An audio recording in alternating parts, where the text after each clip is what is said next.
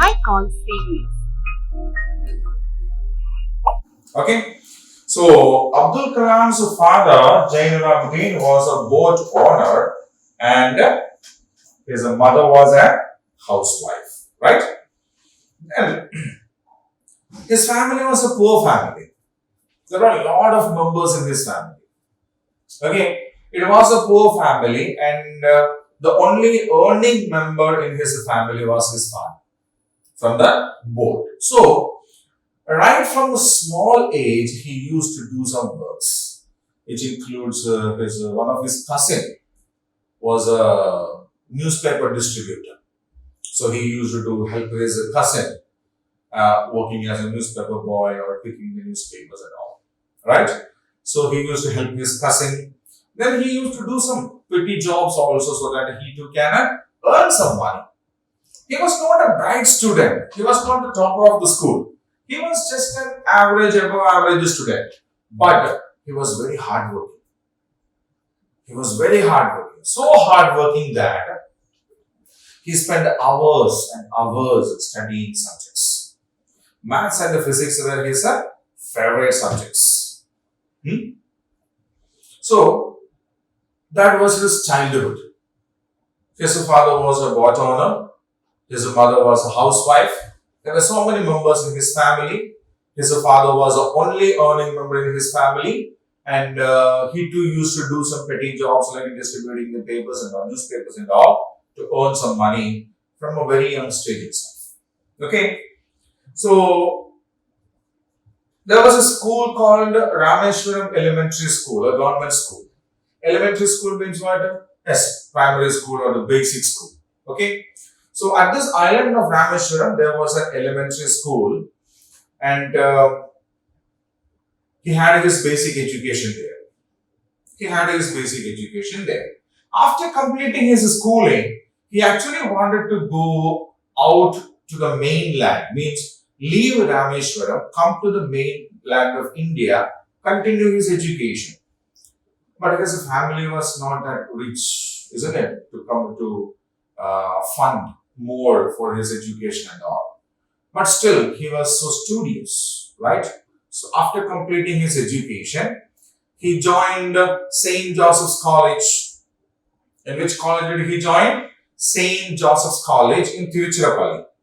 Where is it? In Tiruchirappalli. It was affiliated to the University of Madras University.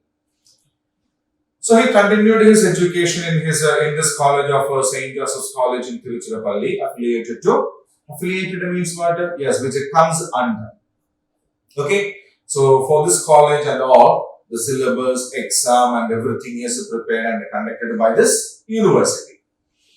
So he continued his education there and he graduated. Graduated means what? He took a degree.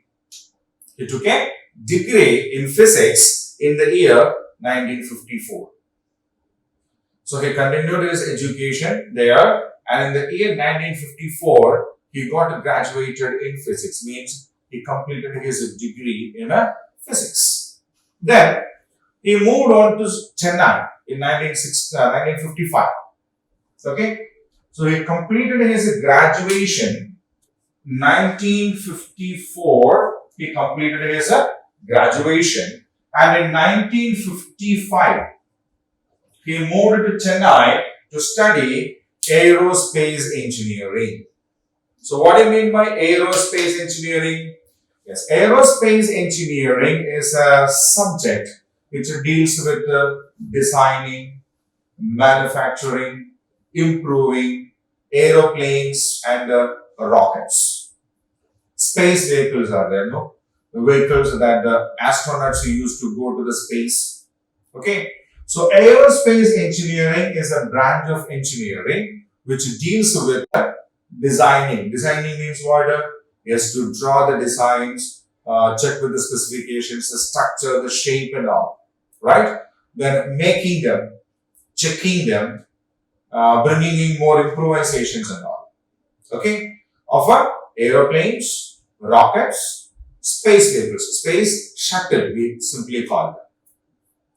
So, in 1955, he moved on to Chennai means Madras. Now it is called Chennai. In those days, it was known as a Madras. So in 1955, he moved on to Madras and started to learn aerospace engineering. So when he was learning or studying aerospace engineering, there happened one incident.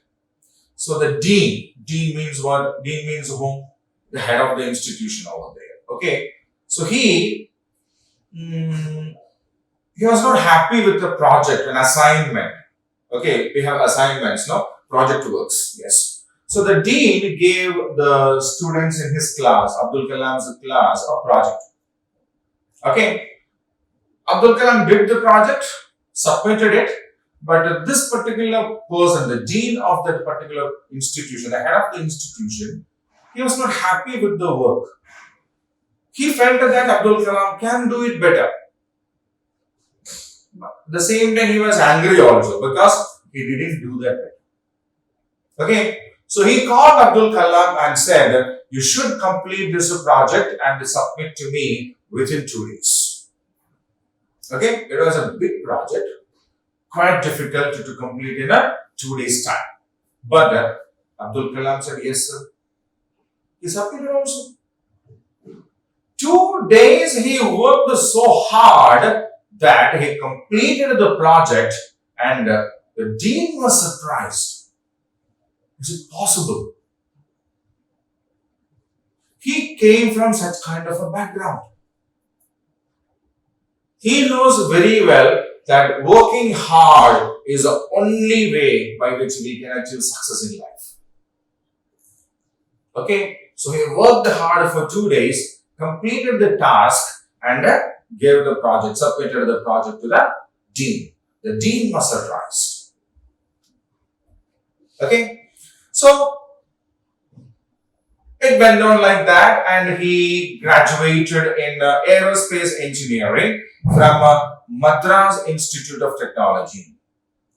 Okay, so after completing his graduation in St. Joseph's College in Tiruchirappalli, in 1955, he came to Madras Institute of Technology, graduated in aerospace engineering, and completed that in 1960.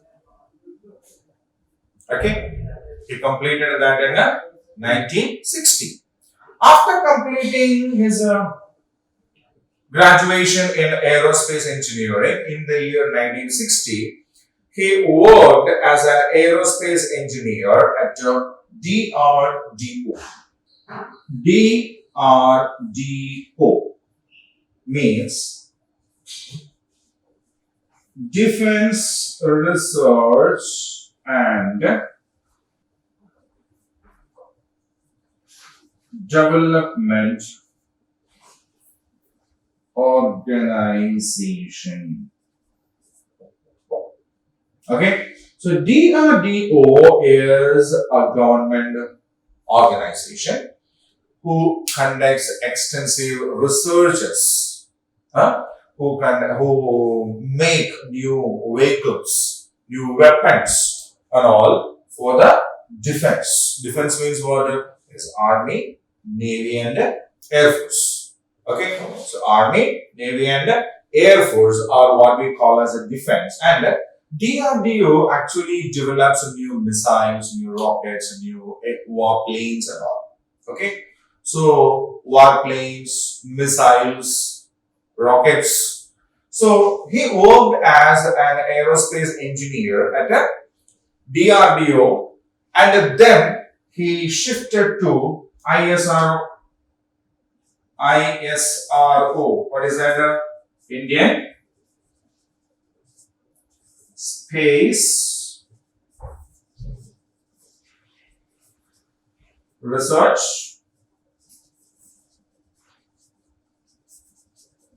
Organization. So ISRO is that organization which also comes under the government of India, which deals with the satellites programs and all, space technology, launching, developing and launching new satellites. So that is ISRO. Okay. So first he worked with DRDO, and then he worked with the ISRO. and he was a project director for the first indigenous satellite launching vehicles. So, what do you mean by satellite launching vehicles? Yes, we make the satellites and we have to send this satellite from the earth to the space. Okay, so some vehicle we have to use to transport these satellites that we make to the space. Isn't it? If we have to go to somewhere, we use a vehicle, isn't it? Huh? Yes, we may go by the vehicle that we have at home. Sometimes we use a school bus to go to school every day. So what does the school bus do? Pick us from the home, drop us at the school. That's it, isn't it? Yes. So in the same way, these satellite launching vehicles take the satellite from the earth to the space, leaving there. Right? So countries like Russia, then America have been already doing that. And we used to either buy rockets from them or take our satellites to them. Okay? So when they are sending some satellites to the space, along with that, we will include our satellites also. But every time we have to go and ask them, no? If we have our own vehicle, we can send it. Isn't it? So we also wanted to develop our own satellite launching vehicles, but we couldn't do that. So then he was working in ISRO and Abdul Kalam was appointed the project director for developing satellite launching vehicles. Okay, so he had a team of experts. They designed, redesigned, changed, made, tested, failed. So many times this happened. Every time, whenever their launch failed, they tried. See, lots and lots of money they need to put in developing these things. So whenever there is a failure, it's a huge loss for the country too. Okay, but from every failure, they try to learn something new and to develop another version, more improved one. And finally, we developed our own satellite launching vehicle. We call it the SLV. Okay, SLV. And the successful version that we have developed is called SLV3. SLV3 means the third version. Okay. So the team led by Dr. APJ Abdul Kalam finally succeeded or successfully developed a satellite launching vehicle, and that is called the SLV3. In the year 1980,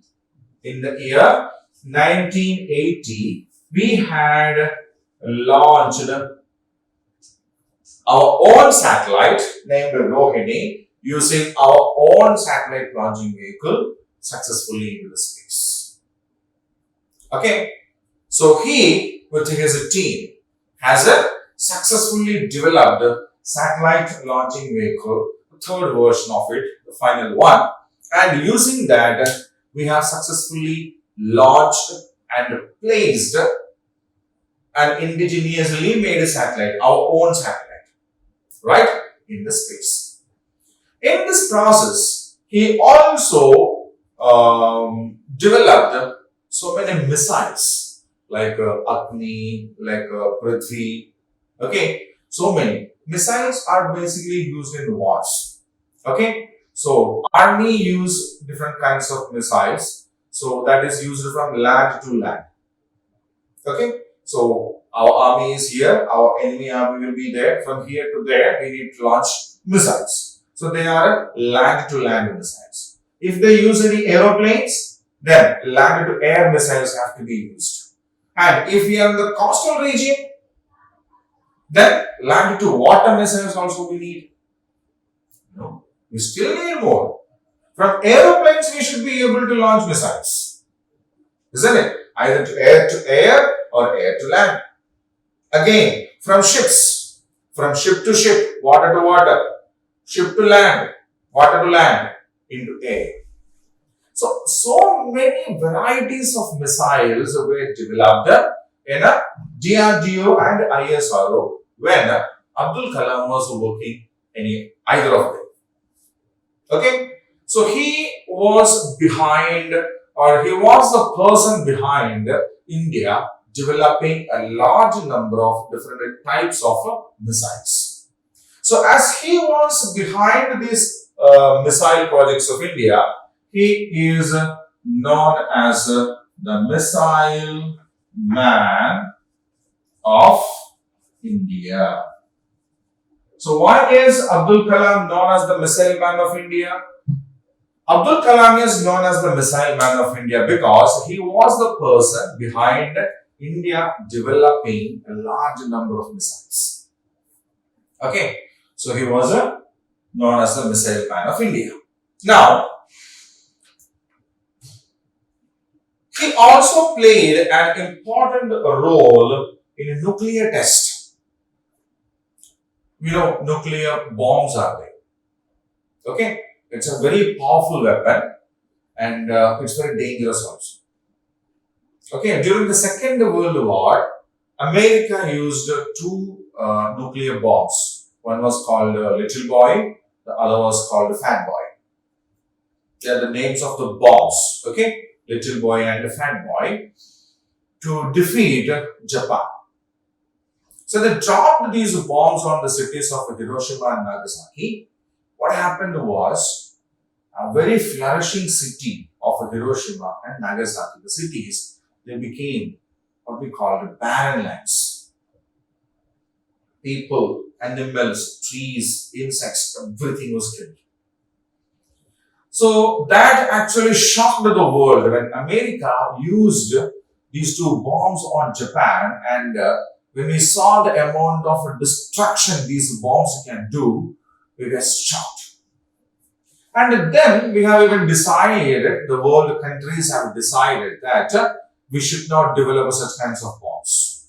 We should not use. So the big powerful countries like China or Russia or USA, means America, they have already developed and they have tested them also. India also have developed them. We once checked long back in 1980.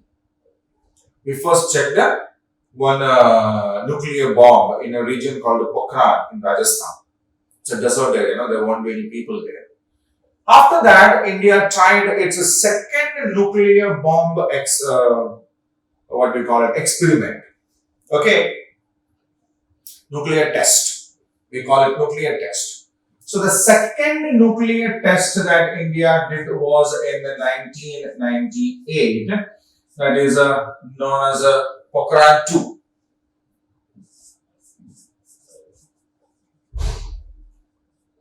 Okay. So the second nuclear test that India did was in the year 1998.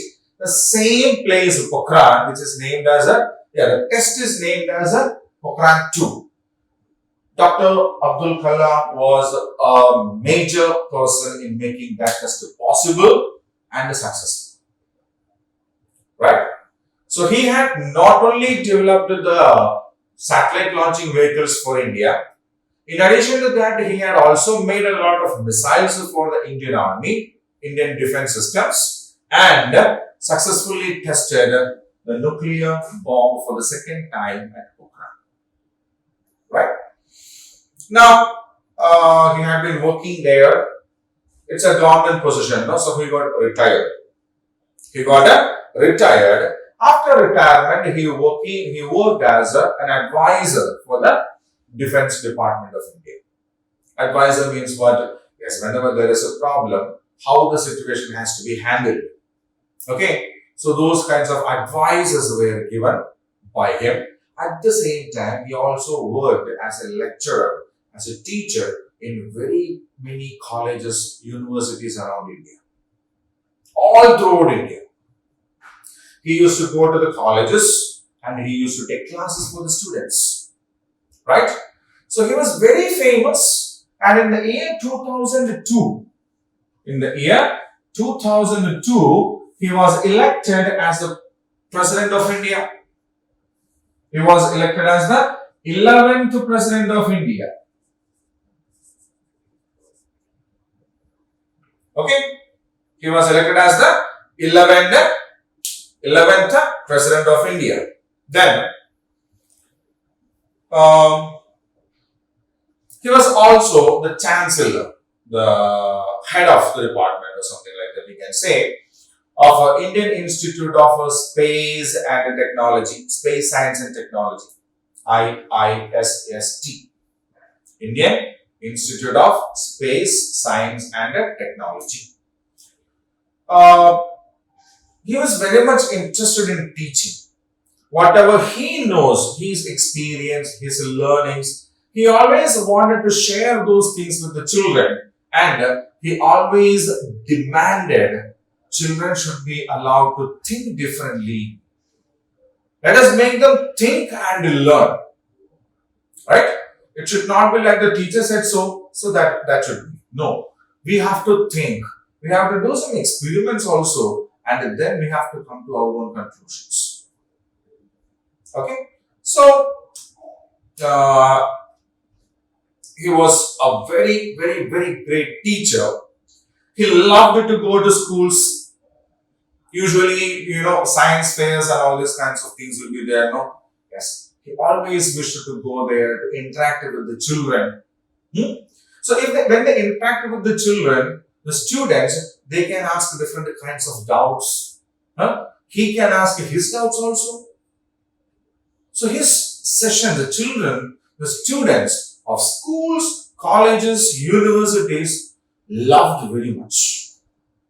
He used to travel all across India to n number of institutions, right? And he had written some books also. India 2020, a vision for the new millennium. How India has to be from a 2020 onwards, means this year onwards. He had a great vision regarding how India has to develop by the time we reach 2020. Then he had written another book called The Wings of Fire. It's his autobiography. He wrote about his own story. Wings of Fire is his autobiography. Then Mission India 2020. Mission India 2020. Ignited minds. Ignited means what? Yes, lighted up minds. The young generation, the school children or the college children, how effective they can be if they are properly guided to think themselves and to come to the new conclusions. So, India 2020, a vision for the new millennium, Ignited Minds, The Wings of Fire, and Mission India 2020 are some of the books that he had written. Okay.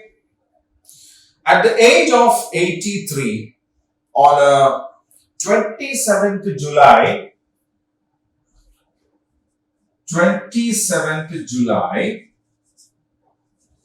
2015, on 27th July 2015, means he was 83 years old at that time. Okay, he was 83 years old, and he went to Shillong. Where is Shillong? Arunachal Pradesh, isn't it? Yes. There is an institute, IIM Shillong. Shillong is in Meghalaya. Shillong is in Meghalaya, a small state in the northeastern part of India. Okay.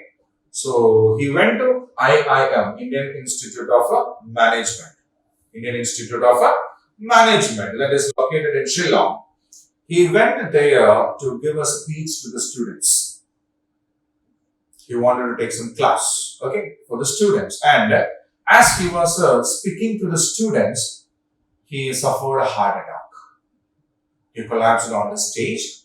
He was taken to the hospital, but he could not be saved. So he breathed his last on 27th July 2015 at the age of 83. Can you imagine? An 83-year-old man traveled all the way to Shillong, the northeastern state of India, and he was taking class for the students in the college, Indian Institute of Management. Okay? So that was the last. A great man, a person who has inspired thousands and thousands of people, students who studied in different colleges, universities, institutions, had his last breath. When? On 27th July 2015. Okay, so Arjun read this part about Dr. APJ Abdul Kalam from his book. Teacher said, "Thank you, Arjun. It was a very good reading. You read it very well. I'm so proud of you." So let us encourage Arjun by clapping him. So all the students in the class clapped, and Arjun was lost in his thoughts. Arjun read the lesson about APJ Abdul Kalam so thoroughly. He was like, he was speaking from his heart. He was reading from the heart. The students encouraged around him, and he was quiet. He was very happy and active. When he came to the school in the morning, he came running down the road. He wished to his friends and all. But after this class, he was more silent. He was quiet. He was thinking. And every day, when he reached home, he told his mother, "Mama, I don't want to become a police officer, but I would like to become a scientist like Dr. APJ Abdul Kalam." What did Arjun say? "I would like to become a scientist like Dr. APJ Abdul Kalam, but I don't want to become a police officer anymore." Mama said, "What do you mean by a scientist?" She doesn't know even what a scientist is. But I understand that is something more than that of a police officer. Earlier you wanted to become a police officer, now you want to become something more than that. But I am sure you will definitely become a scientist. If you want to become a scientist, and if you really want to become it, and if you thoroughly work for that, definitely one day you will become a scientist. Arjun became very happy and he decided he will become a scientist. Okay? So that is the lesson. Kalam, the idea. A boy from a poor family born in an island region of Rameshwaram became such a huge scientist who played a vital role in developing the satellite launching vehicles for India, a number of missiles for India, then conducting the Pokhran 2 test for India, the President of India, and a person who had lighted the minds of thousands and thousands of youngsters in India. Okay, so we have to read the articles about these kind of great people because we have got a lot to learn from them. See, he had to go through a number of problems. His family was not financially strong enough to make him study great. But he overcame that. He studied. Isn't it? He studied. He wanted to become an aeronautical engineer, but he became an aerospace engineer. He worked hard. He was made the project director for the satellite launching vehicle program for India. Lot of money was wasted and many times they faced failure. Never mind. Work more, work hard. Because if we work really hard, one day or other, success will be ours. One day or other, success will be definitely ours. Okay? So that is one thing that we have to learn thoroughly from the life of Dr. APJ Abdul Kalam. Right? Even now we can visit his house in the island of Rameshwaram. And there is a museum also in Rameshwaram where we can go through so many things related to Dr. APJ Abdul Kalam. Right? So that is a lesson part. And Now it's a time for us to go through the exercise part of this lesson, right?